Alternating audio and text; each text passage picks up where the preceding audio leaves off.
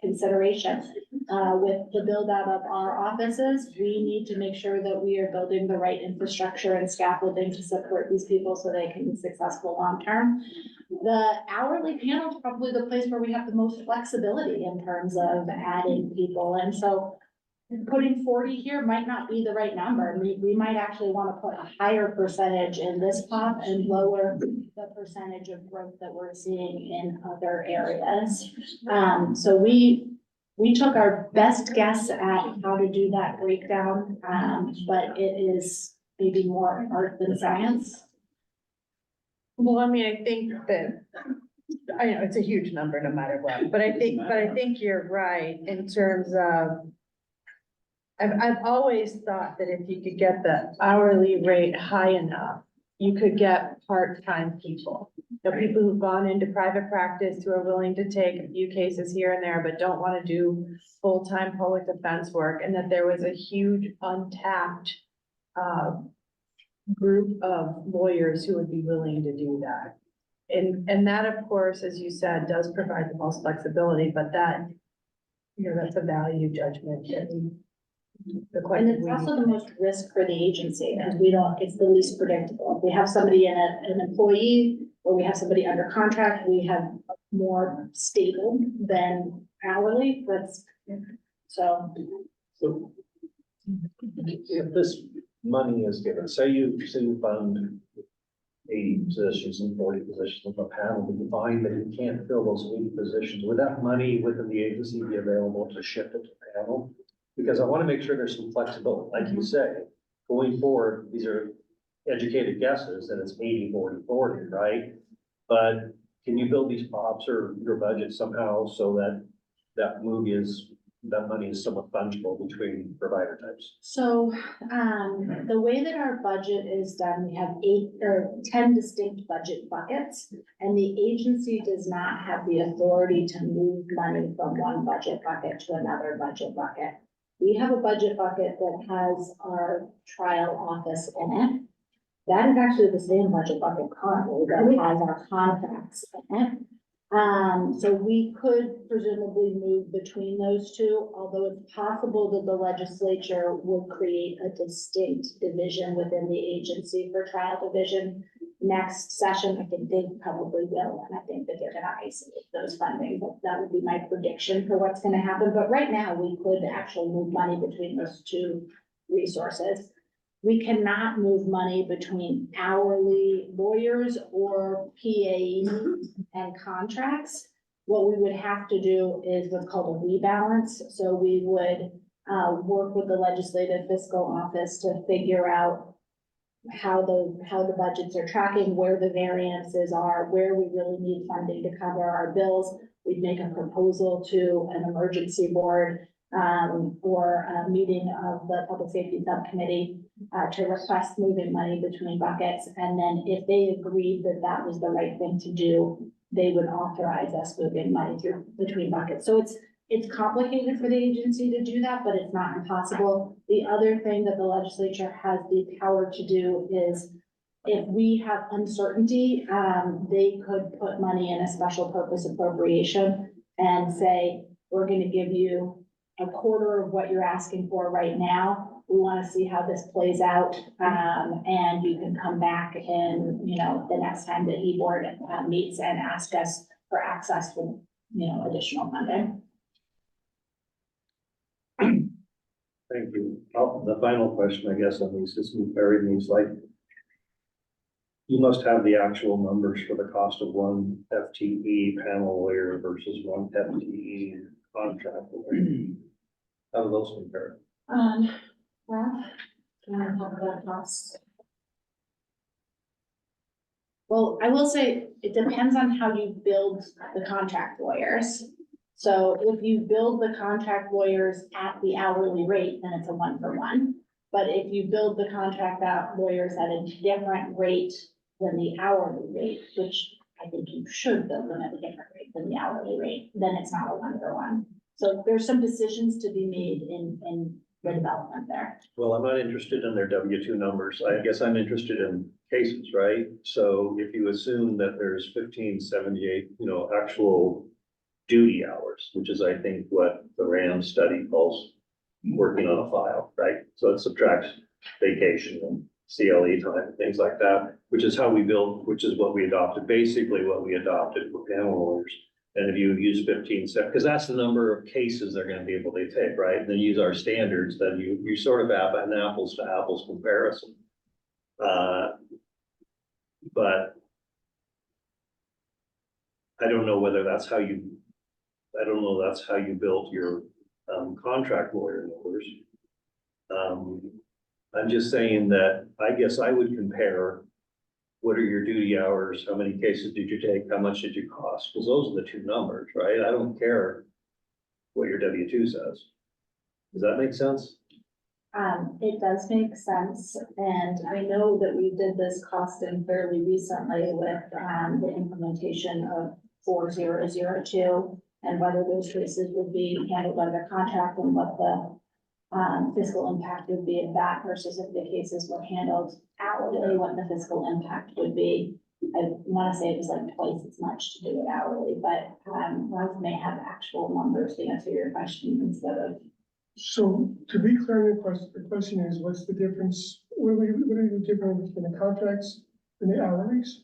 That, What does it cost for a contract lawyer to do 114 misdemeanors? And what does it cost for a panel lawyer to do 114 misdemeanors in a year? You all haven't decided what it costs the contract lawyer to do 114 misdemeanors in a year yet. That's POP 102. So right now what we have is what it would cost a contract lawyer to do 300 weighted misdemeanors in a year. But they're not gonna do 300 misdemeanors.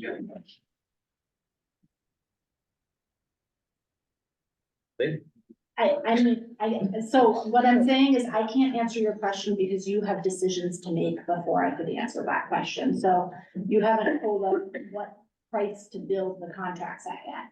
So after you tell us what price to build the contracts at, I could compare that to the hourly rate and tell you what the variance is between the two. But without having direction from the commission yet on what to build the contracts at, I don't know what the difference is at this point in time. I can only tell you what it is under our existing model, not what it would be under a future model without getting that direction from you first. So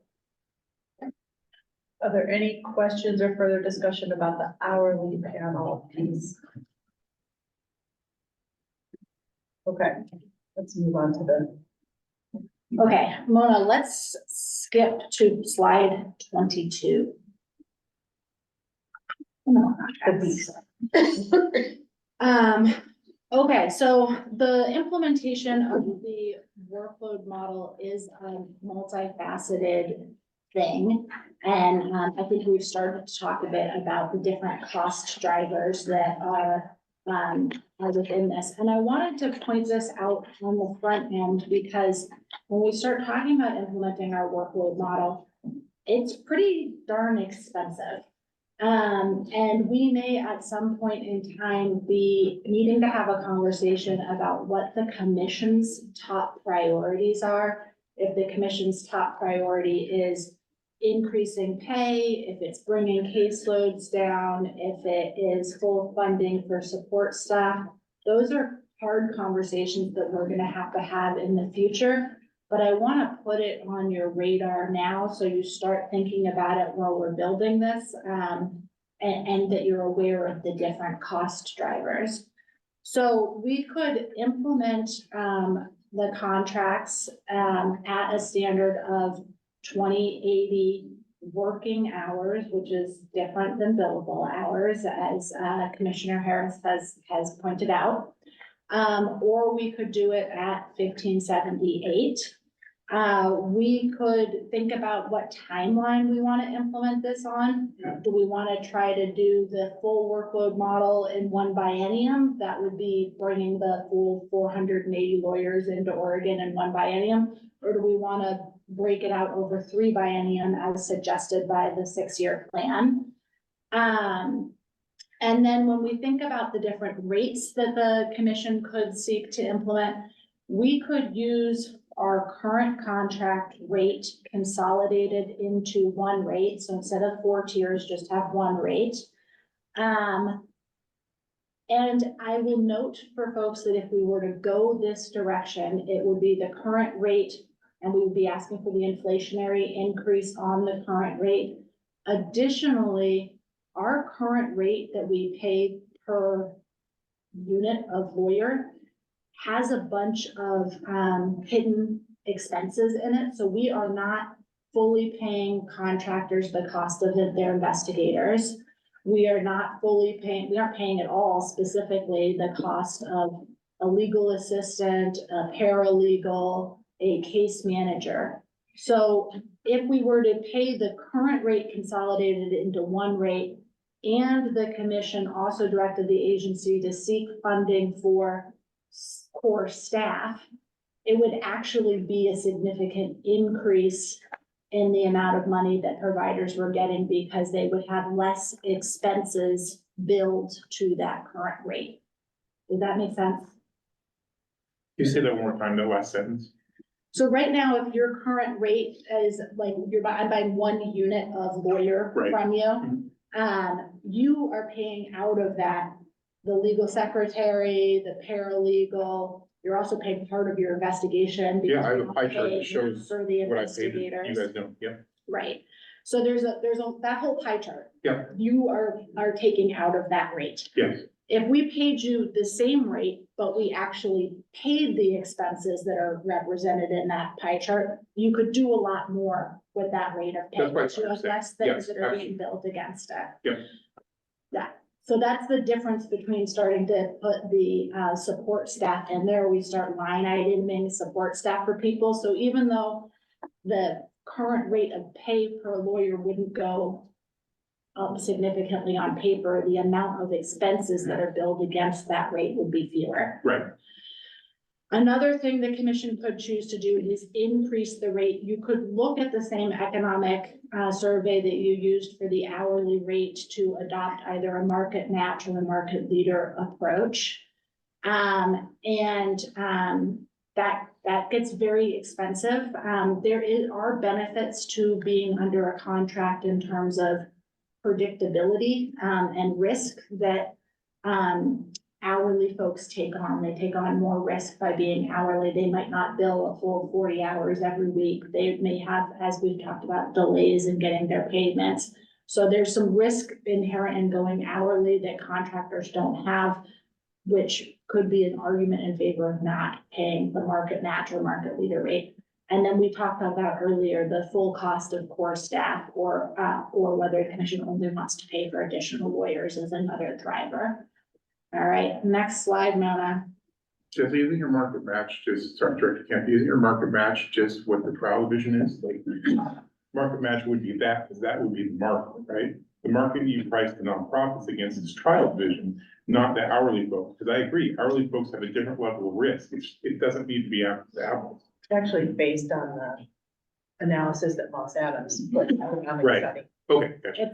It's that economic study that Morris Adams did, and then part of that study, the commission made a decision about whether they wanted us to do a market lag, which currently we are in a market lag situation right now, or if we wanted to do a market match, or if the commission wanted public defense to be a market leader. Right. The incremental change was, I believe, about 11% between each one. Okay. So this is, this chart is a little confusing to look at, but bear with me. In order to, light blue, far left, our current service level, as we stated, because the forecast is forecasting a need for 67 or 65 more lawyers, we will see a need for an increased funding for current service level lawyers, and that's represented, this is our MAC rate. If we were to keep everything the same, the far blue column is sort of what your cost would be, and then everything else is an incremental cost as compared to that. So if you were to use our current rate, which is roughly $250,000 per lawyer, and you were to start implementing 33% of your workload model. So here we are increasing by 80 lawyers using that same current service level rate. You can see the incremental difference in the cost in the second light blue column. If you were trying to do all 100%, all 480 lawyers, at this time, you'd get to that 100% light blue. You can see how the cost increases depending on which model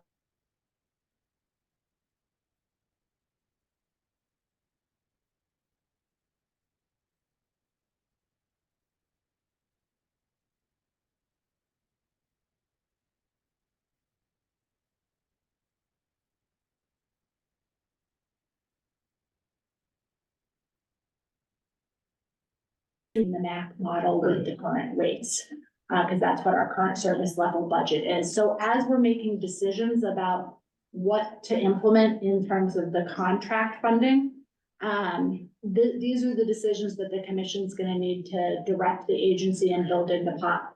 Do you want us to build it at 1/3 implementation within the next biennium? That puts you in those 33% workload columns.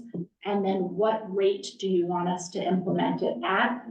The agency's recommendation is to do the current rate, but also to invest in the support staff funding, which would be realized as an increased rate practically. So what you're saying, just to sort of recap. Use the current contract rate, but don't make the providers pay all their expenses out of it. Use the current contract rate for lawyers and then add additional funding for all the support staff, which would, as a practical matter, significantly increase lawyer rate. That is the agency's recommendation, but it is a decision for the commission. No, I understand. I just wanted to make sure I understood what you're saying. Because the agency's position is that in order to effectively implement the workload model, you need to invest in all of that core staff. And so that would allow you to get an investment both in the contracts and the workload model, starting bringing down those caseloads, and an investment in the core staff. So it gives you sort of the most robust approaches. But the commission could say, you know what? We don't want to invest in core staff. We just want to invest in attorneys, and we want to do it at 33% at the 1578. And if we get that direction, we can move forward on that direction too. I'd like to hear what Brooke has to say about that. The 33% means 33% of what the national standards would be, because that's what we adopted in Oregon, is that right? The national standards prorated for 1578. No, he's asking about the blue. What color? The 33%, any of the columns. Oh, okay. That is, It's 80 lawyers. It's Too bad adding 80 it's lawyers. It's 33% of the increase that we need. I see, it's how many lawyers we add, you're Yes. projecting on that, yeah, So we're projecting adding 80 lawyers to contracts. yes. So that's the cost of adding, the 33% is the cost of adding 80 lawyers on top of the current service level budget. So it's incremental as compared to the. I understand that, I was getting confused by that. I guess my perspective is, I think the absolute minimum is having the true cost of support staff, so you finally get to an apples to apples comparison across different provider types. I think, however, since we're asking for POPs, I think it makes sense to have one POP where you're saying, this is the full cost and matching, market rate for trial division, so you know what it costs, and this is the amount if you're only gonna do this other, but the other thing should be at bare minimum full cost for support staff.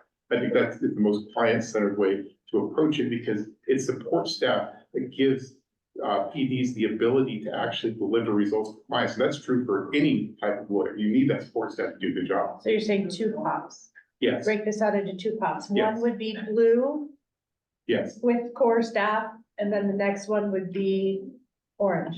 Yeah, because I think we need to ask the legislature for what we want, and I realize the political realities of what we may or may not be able to get. So I would suggest two. What are other people's thoughts? about that? I Yeah. think it might be helpful to share some sort of general numbers around how much money we're talking about here.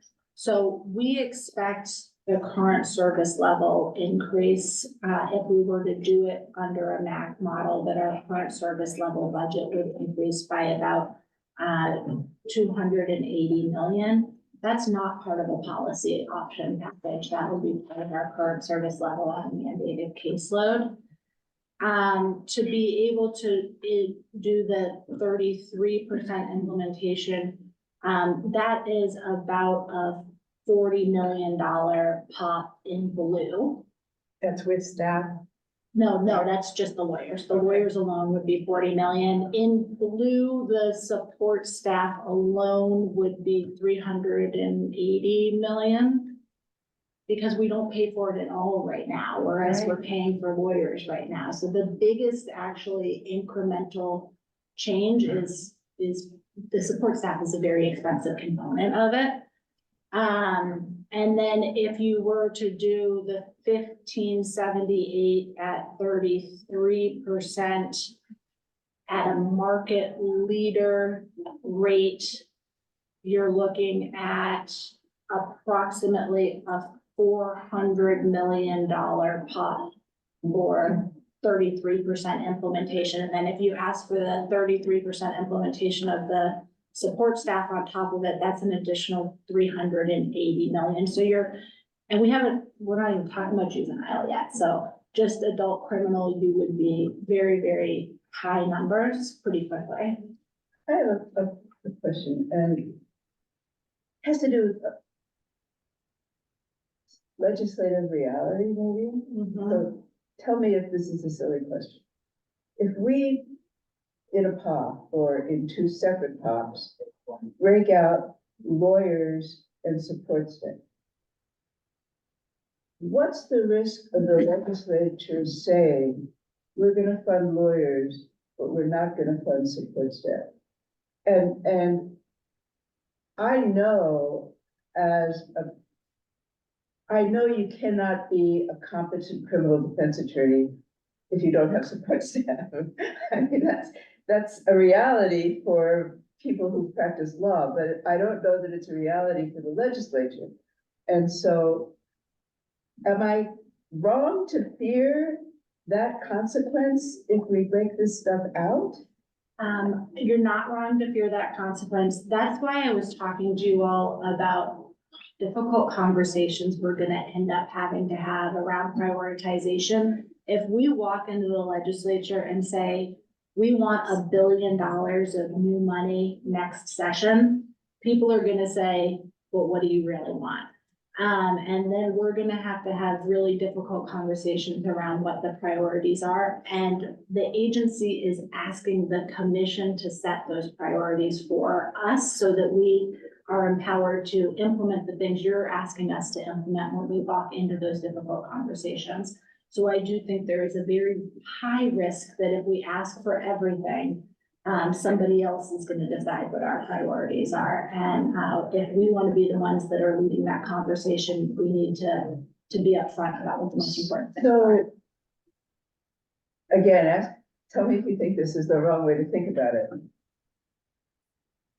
If we are going to provide attorneys for all of the cases in the forecasted projection of the number of cases they're going to be, and we're asking to provide a lawyer for all of those cases, we will have to decide between lawyers and support staff and investigators or whatever. What if we said to the legislature, you can't practice law you can't practice criminal defense without having support staff and investigators and all the things we know we need. And so unless you're willing to give us this huge amount of money, we can't solve the problem with competent lawyers. So if we fund everything that we know a lawyer needs, we can only do X number of cases, even though that's not all the cases that are going to be forecast. I mean, that would be another way to approach it that would put the problem in the context of what this crisis is really about. Because otherwise, we're gonna say, oh yeah, we'll fund all the cases, but we're not gonna give people competent representation. And I don't wanna do that. So worst case scenario. We get $40 million. I'm saying if we say 33% to meet our forecasted caseload. We would need $40 million more for lawyers. If they funded $40 million, then everything stays flat. Is that what you're saying? So our current, our CSL will increase from Right. this biennium to next biennium, and based on the forecasted caseload. So our CSL increase is about 280 million. Yeah, I'm kind of, So that's like MAC model, Right. current rates of pay. And then to start moving to a current, to a workload model under the current service level rate, to the 33%. So to get to that blue column, you need about 40 million more, but that does not get you any support staff. so it's 420 under the blue.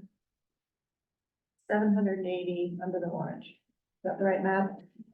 Under the orange, it ends up being, 400 million for lawyers and 380 million for staff. So I really, that's the 1578. At 33%. It ends up being about 400 million for lawyers in my year, staff. and then 380 million for support staff. Yeah, so it's 420 versus 7. That's So- the- try and explain this to me, because this is the contract people only, it's not the hourly people, correct? That's right, yeah, this is Yeah, one this is, potential. when you say a lawyer, we're sort of talking FTE sort of lawyer, right? Mhm. So, Full-time lawyer. right, so explain to me why a lawyer sitting there working full-time, taking their caseload that they're taking, their W-2 says 2080, but their duty hours are about 16, 7, maybe they're 1400, maybe they're 1800, depending on the lawyer, you know? But they're getting paid the same because these are contracts, they're FTE models. Why would you even use 2080 or 1570? It has nothing to do with the number of either billable on duty hours or W-2 hours. So I don't understand why that would change anything. Are you assuming, is your model assuming that these are like 0.75 lawyers? When you say 1578, is that why the number changes? Because I don't understand that at all. I mean, these are supposed to be pretty much per seat payments.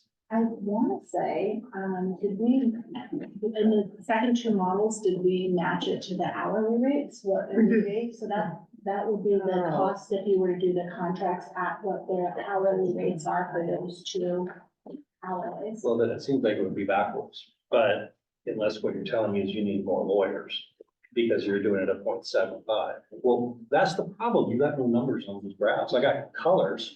I got no numbers.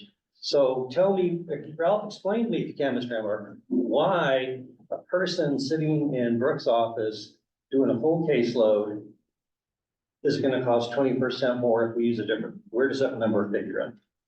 So when we priced these out, we said, again, we took an hourly rate and we times it by 2080. What is the hourly rate? Yeah, that's Um, not what we're gonna do. So that's not, so the hourly rates out of the study for, market leader was 207, Is what? 207 market leader, Thank you. and 271 if you use 158. That's the hourly rate.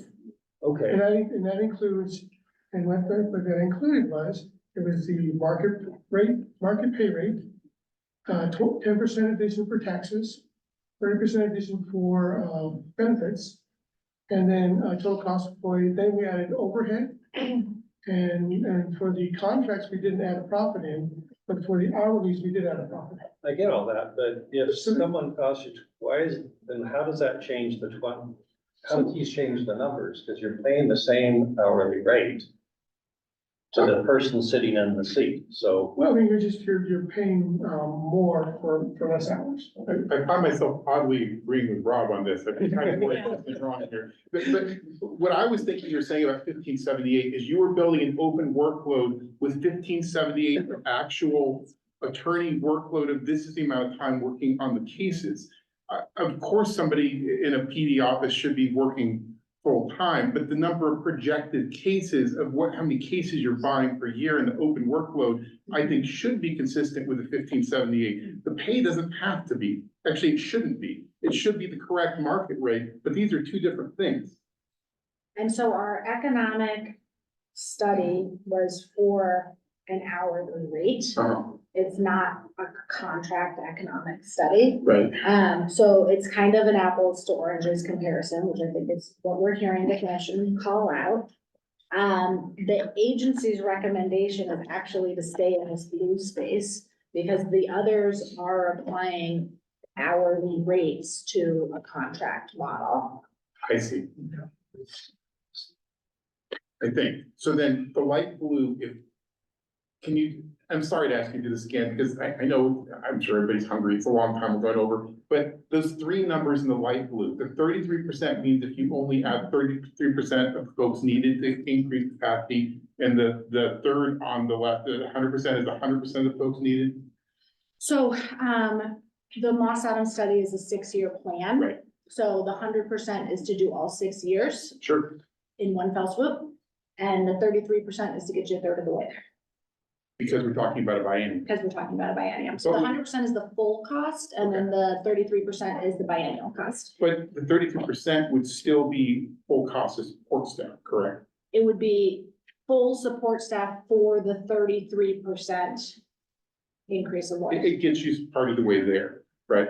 Yeah, so just to do the support staff, because we don't currently pay for support staff in the way that we should, to do the MAC model, current service level, support staff would actually cost you about $330 million because we don't pay for it at all right now. Right. So then if you were to do it for a model of a 33% implementation of the workload plan and you fully staff the support staff that would be needed for the 33 implementation, it moves it from the 335 to 382, approximately 382 million. Okay, So the incremental change on support staff between CSL and 33% is actually pretty small, but the bulk of it is because it's something we haven't done in our contracts previously. okay, gotcha. So then I guess from my perspective, I think both of the numbers in the middle and the right don't make any sense for these comparisons. And if we're gonna do anything other than a pop of say 33%, what I think it should be is simply comparing what the trial level division is paying people and try to get that for a market match. Because I don't think these other comparisons make any sense. And I think we lose credibility by asking. I think the other issue we're going to have, if I were a legislator, I would say, well, right now, that rate includes your staff. So let's back that staff number out of your CSL. You want it as a separate line item, and you end up with sort of a wash. I just don't think a legislator's gonna, they know that this covers overhead right now, and you're talking about, now maybe you could say this covers a 0.6 staff person or something. I don't know. Maybe you're saying this is adding additional staff, you know, instead of covering current overhead, but I understand what you're doing here. I just think whatever that line item is for staff, you better somehow justify it as additional staff that can help us increase capacity or something like that. And, you know, investigators certainly should be paid in addition to, historically, some people have had investigators on staff, but historically it hasn't been on staff. It should be additional pay, and I think it is right now. Supervisors, I don't know, that's sort of built into the rates. You got a lawyer who's less experienced, but if they're getting the same number, part of that pay goes to the supervision, but we do have supervision, I think now, and it's fine. Paralegals, legal assistant, we should have paralegals and legal assistant at a ratio 1 to 4. I mean, I know I've always did, I always had a lot more than that, so I'm not sure why that's in there. Case managers, I think that's the holistic defense sort of thing, and I think that is something that's very nice. I don't know how that's good, maybe for contractors that works. I don't know if that means that they've got to have them on staff as a W-2 employee, or that's a number that you're gonna provide, because, you know, right now we can ask for, you know, case managers, specific contractors. I don't know how that number is gonna work. My point is, some of the stuff you're asking for in staff, I think is probably already included in our base number that we've done historically. Some of it is not. And I'm just throwing that out there as to how you might want to reconsider these problems. Okay, and with that, I'm gonna table this Nash. discussion. Oh, Okay. Chair Nash, I just noticed, and I'm not sure if you could see it, but Maylee Browning from OCDLA. I know, thank you, I appreciate it, I did not see that, but I have several messages from several people about it. So, I'm going to table this discussion for now because, Ms. Browning would like to be able to present, and she needs to leave the meeting about the, POP proposals regarding recruitment. So let's back up and have her do that, pretty quickly. Thank you, sorry, maybe we've gone way over, you're muted. You're muted, so we can't hear you. Thank you. Tristan and Jana have to make it over to the conference, so I appreciate this. So, right up here. Okay. Yes, thank you.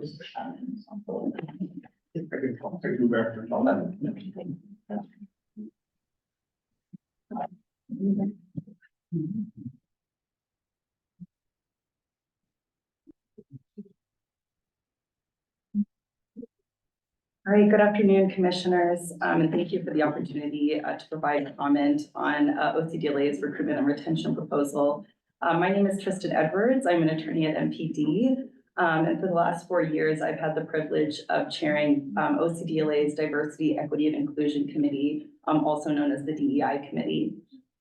This committee works towards increasing the diversity of the criminal and juvenile defense bar, as well as towards improving retention through developing community and promoting a sense of belonging amongst OCDLA's members who are Black, Indigenous, and people of color, also referred to as BIPOC. The committee is comprised of defenders, investigators, and law students of color who work collectively to recruit, mentor, and provide community for BIPOC defenders and people interested in entering the defense field. As a mixed-race Black woman who moved to Oregon to become a public defender, I can personally attest to the deep importance of having a supportive community of color as it pertains to both recruitment and retention. When I came to Oregon, I found no such community. And I spent the first years of my practice questioning whether I'd made the right decision.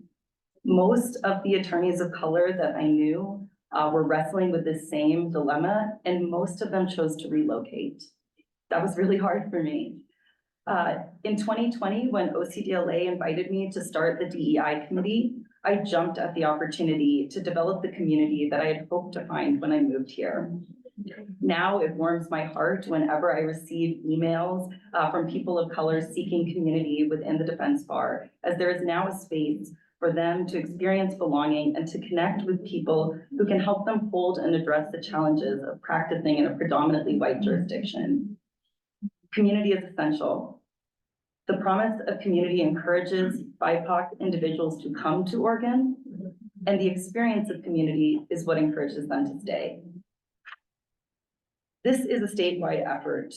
We hold virtual gatherings throughout the year for people to connect and share their experiences. We host in-person social hours in Portland, Salem, Eugene, and Bend. Mentorship is also a huge component of the committee work. We connect with both college and law students to bring them into the defense field. Most students of color do not benefit from generational privilege. Providing them with opportunities to form connections with attorneys and receive guidance on how to gain experience is essential to leveling the playing field. We invite law students onto the committee and have already had 2 law student representatives transition to being staff attorney members of the committee. As they graduated and took positions at public defense offices. Jana Baker, who you will hear from shortly, is one of those students. First a stellar law student at Willamette and now an SPPE candidate at PDMC, where she has already had multiple trial wins.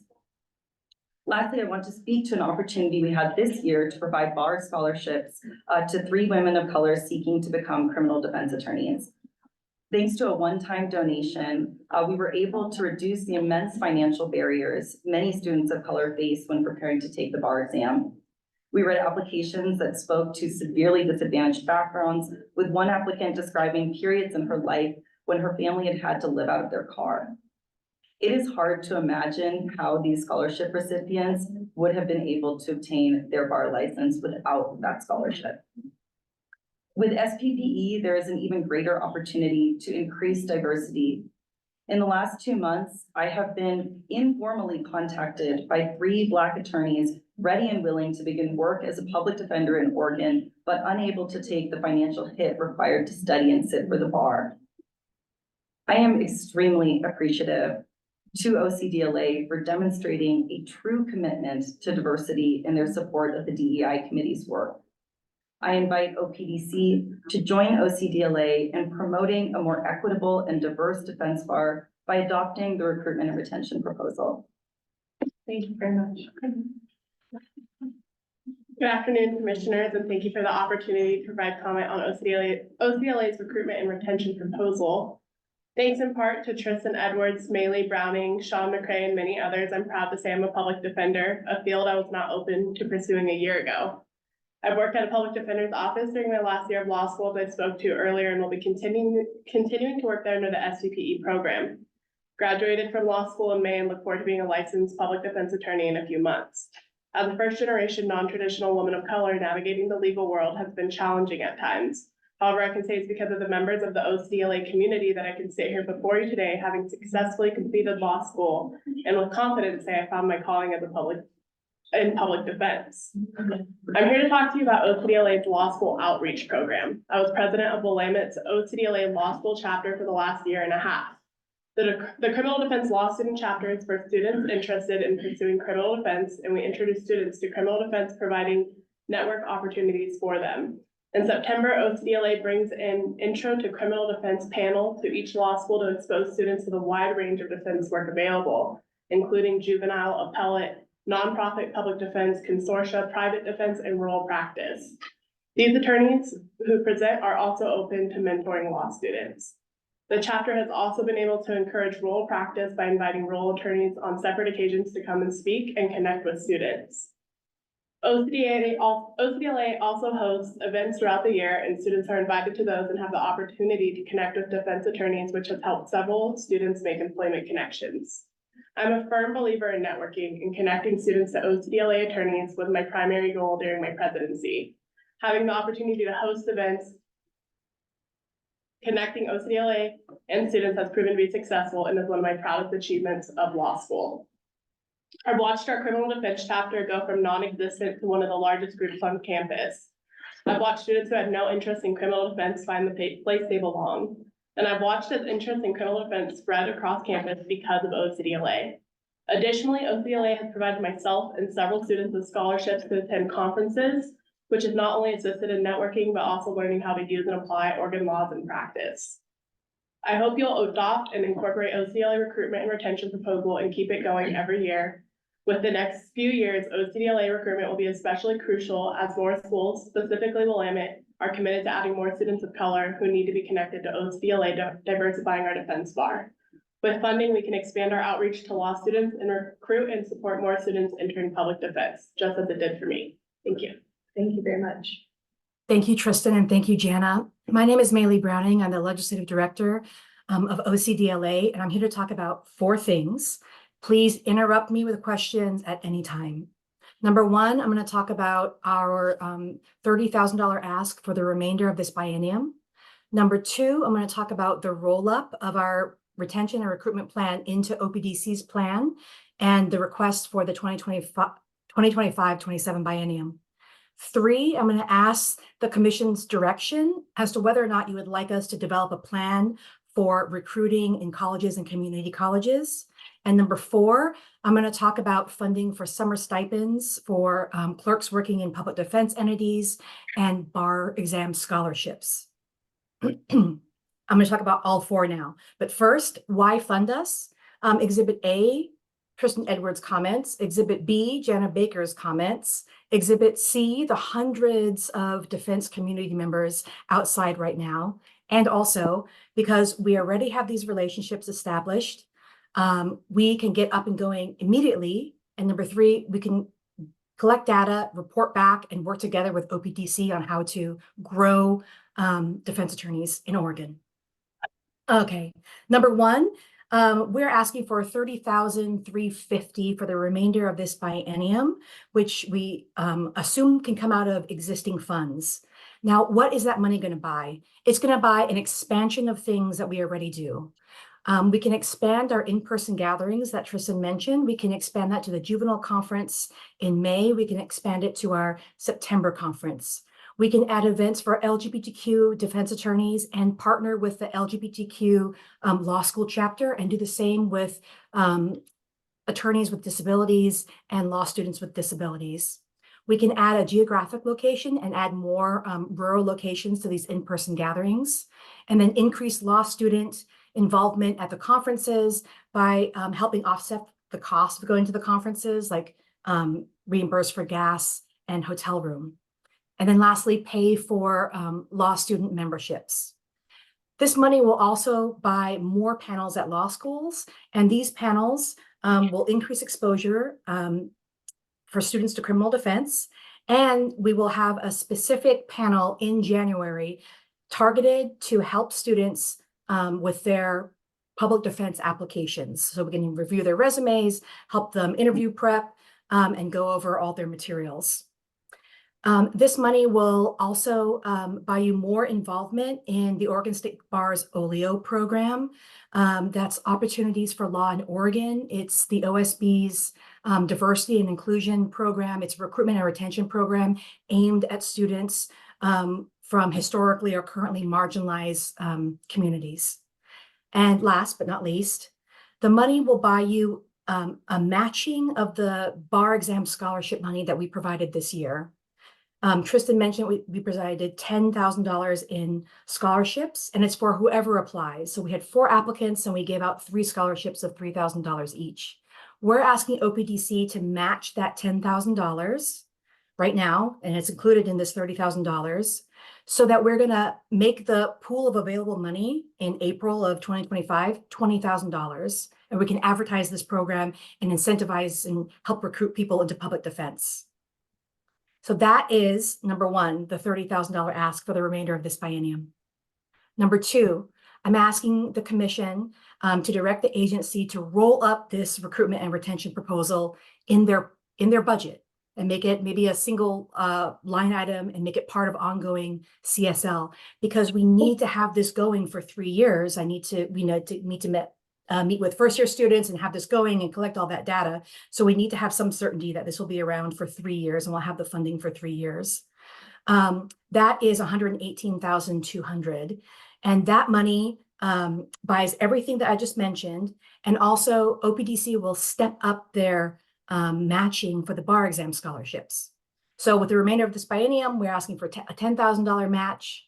Then we're asking for the next year a $20,000 match, and then a $30,000 match. OCDLA will still contribute $10,000, but we're asking OPDC to like double and triple their match. I'm going to pause there because that is this biennium and next biennium, and it's an expansion of our recruitment and retention proposal. Happy to answer any questions. And if I see none, I'll keep on rolling because I know time is of the essence. Number 3, I would like the commission to let us know if you would like us to expand our recruitment efforts into community colleges and colleges. We already have a pipeline into Portland State's Explore the Law program. That's a 2-term program focused on getting students ready to enter the legal field and go to law school. Tristan and I are connected with that program, as are many of the BIPOC defenders, because they serve as mentors to these students. If you would like us to develop more, we can reach out to the other community colleges, and colleges, talk to their professors, bring in panels to their, criminal justice classes. So that's number 3. I'm going to keep rolling. Number 4. For the lawyers on this committee, we recently received an email from the Oregon State Bar president saying that there is a shortage of lawyers in Oregon, period, across all practice areas, and that we have less lawyers now per capita than we did 10 years ago. And what this says to me is that the market is going to be really, really competitive, and all of us employers have to really step it up. We need to focus on growth and jump on every opportunity that we can. So an opportunity to recruit more students to public defense is to pay for their cost of living expenses when they are clerking in a public defense office or other public defense entity. And also more bar exam scholarships. In my proposal, I mentioned SPPE. I totally lowballed it. You know, that's done. You voted on it. That's great. I'm talking about now cost of living expenses for the people to come to Oregon and study for the bar. That could be administered through the commission. I urge the commission to fund these things. I know you're a market leader in the hourly rate, and we have to be a market leader here in this very competitive market. So those are all my comments. I want to mention one thing. Out-of-state recruitment, in-state recruitment, lowering caseloads, increasing pay, and out-of-state recruitment, and a whole bunch of other things have to be all together. It's all part of one package. And OPDC should engage in aggressive out-of-state recruitment because they have the low caseloads and the high salary to attract lawyers into Oregon. While we, OCDLA, partner with OPDC to grow the attorneys in Oregon, which, as you know, will take time. It's 3 years to get out of law school. And then for the college students, we're looking at an even longer time period.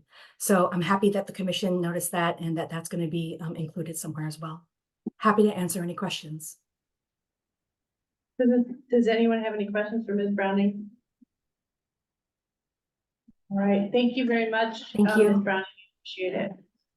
All right, we're, as everyone can see, running out of time. And we have a number of items to discuss, including continuing to discuss the policy option packages. It seems to me that there's still a fair amount of questions and discussion that people would like to have about the value decisions that the commission needs to make that underlie those POPs.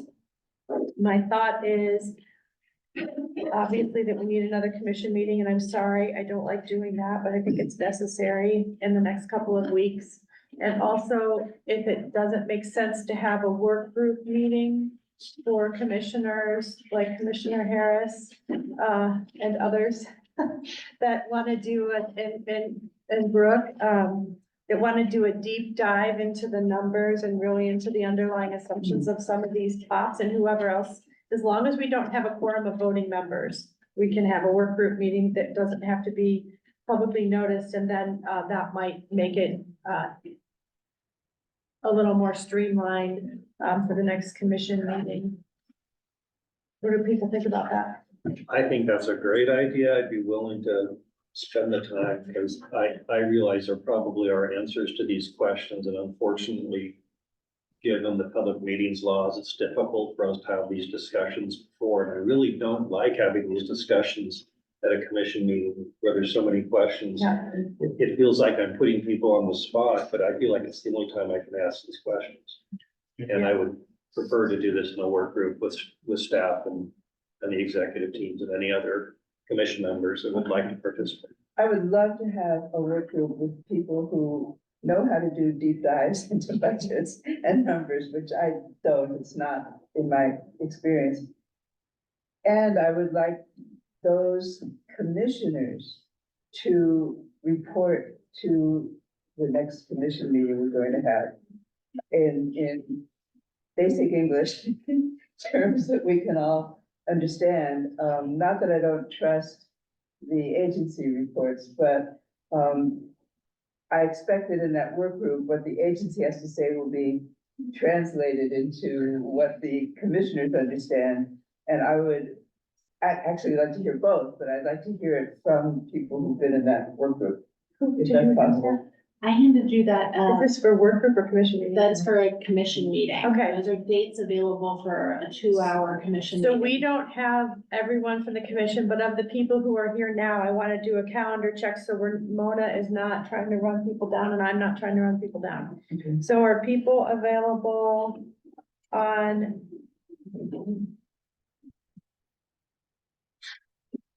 June 20th from 9 to 11? It would be Yes. virtual. Virtual, yes. Yes. If the trial doesn't go, no, I'll be there, I'll make it work. Give somebody else a try. No, I'll be on a train. Susan, part of the problem is we don't, if we have one no, then we're done here, but we don't have the full commission here to be able to figure out if there's a quorum. We can So- send those dates out. Do you want to just say what they are so that Yes. commissioners can be looking at their calendar between now and when Mona reaches out to them? It might very well be like in an hour. Friday, the 21st, June 24th from, I can't do any time on June 24th, but June 24th from 9 to 11, June 26th from 9 to 11 or in the afternoon. I'm also not available that day. Frankly, my best available date's the 21st. But those are the times, and June 20th in the morning or 2 to 4, and I can't do the afternoon. I'm not available anyway. Yeah, available the 21st. Friday.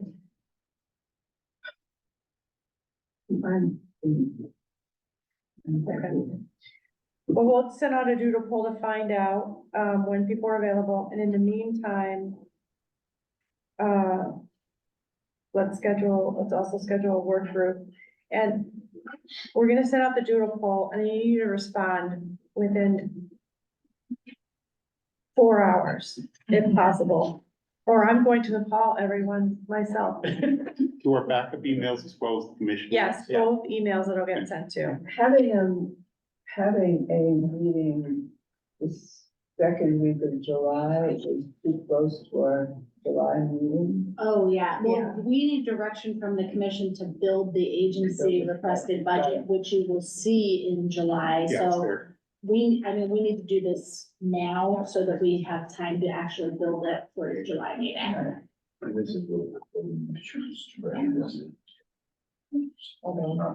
Your input with me. Yeah, yeah, of course it is. Okay, is there anything else that we should? And just so the Yeah. commission knows, and I just want to manage expectations, by delaying the vote today, we are unlikely to make the bylaws commission meeting material deadline for the ARB in July, like, In July? yeah. Because we only currently have 3 weeks to build that for you all, 4 weeks to build that for you all to make that deadline.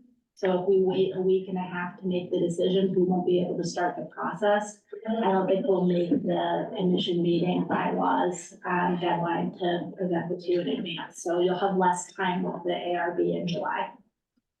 I don't think we're ready to vote on it today, given the conversation. It doesn't matter. I mean, we don't have a Just a warning as to what. Yeah. Yeah, Right. I just want to make sure I'm setting that I think we expectation so you all know. Yeah, but that's different. That's not the POP deadline. That's for bylaws, right? Right. Correct. We're getting us information before the meeting. Right. I think that's just something we're gonna have to deal with. That's okay. Per our bylaws, we're not, Per your bylaws, you're supposed to So- get it 5 days in advance. right, we'll get it later because of this, but Yeah. still before the meeting. Yes. Does anyone have an objection to adjourning the meetings? Just checking. We need to formally do that. All right. Minute. No objection. Thank you. Thank you, everyone. Sorry we went over, but Jennifer, 3-hour work group, what do you think we need to do that?